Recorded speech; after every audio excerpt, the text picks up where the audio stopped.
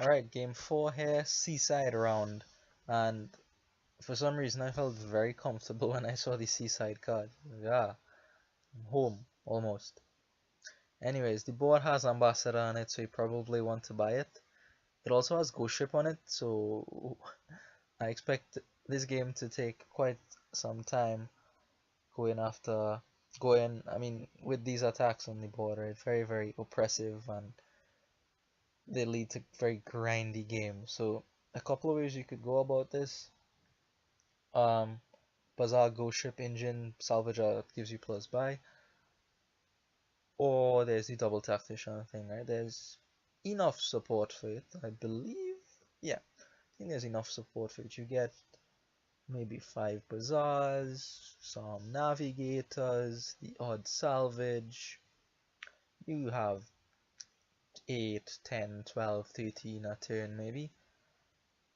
So those are your options, but you have to sort out this ambassador thing before you even think about what kind of engine you want to build.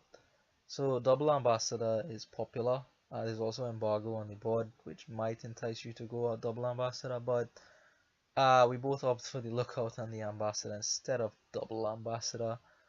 A little bit safer, it avoids collision like this. Lookout actually cycles through quite a few cards for a 3-cost card. Just moves 2 cards off the top of your deck, which is nice. Especially if you draw it on turn 3 like I did, less so if you draw it on turn 4 like my opponent did. So here, again, I could get another ambassador. You really have to just pay attention to your deck size, right, to know whether or not you could support this silver or not, whether or not you need that second ambassador. I say I'm okay with the deck size, and I go for the silver, and it gets me to a bazaar, luckily. Luckily, it gets me to a bazaar. I'm thrilled about that. So my opponent is now putting more silver in their deck, and I don't think the deck is that much under control, where they could be putting just what third. This is a third silver now. As for me here, now I'm gonna get rid of these coppers, and now I'm gonna buy a second silver here. I have a total of 5 or 6 cards in my deck. I feel reasonably safe buying this silver, even though now I'm still checking, do I want the silver, do I? Because you have to be very, very alert of your deck state during ambassador games. How big is my deck? How bad can things get? A ghost ship attacks me here, which isn't great, but I mean, what can you do? My opponent went for that on their first 5 instead of the bazaar, which is fine. I will pick up a ghost ship on my next 5 and then lots of bazaars after that. So my opponent now picks up a tactician, which is nice, right? And it kind of also tips their hand, so they probably want to build a double tactician deck here, which is fine, that's reasonable, right? But also given that they are losing the deck size battle at the moment, the tactician is a good purchase there. Ambassador loves card draw. The more cards you can draw, the more flexibility you have with your ambassador. So the tactician will give you just that. So here I have my deck totally under control. At this point, I'm going to ship off this copper. I could have kept it to continually junk my opponent, but I expected him to give me something in the near future so that I could have that to return to him. You really, once you're winning the deck size battle, you just want to keep on winning that. You don't want to take your foot off the gas at all. You just want to keep flooding with coppers, with curses, with potions, with whatever you like. As long as it's not very useful, just put it in your opponent's deck once you have that advantage. You probably will win. Probably. Most times. 85% of the time. I don't know where that number came from, but yeah. So tactician for my opponent, very nice to play after you got hit with a ghost ship, but I'm gonna hit him again here, so that's not pretty. I did pick up the salvage on my last turn, so now I'm gonna start getting rid of these silvers and replacing them with much, much nicer things.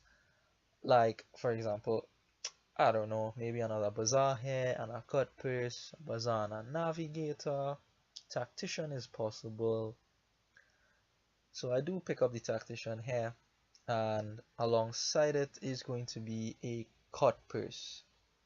So, I mean, in a double tactician deck, the navigator is nice because you could order your things and make sure you draw that second tactician, but I go for the cut purse just to further smother my opponent, as if having 3 cards in hand every turn wasn't bad enough.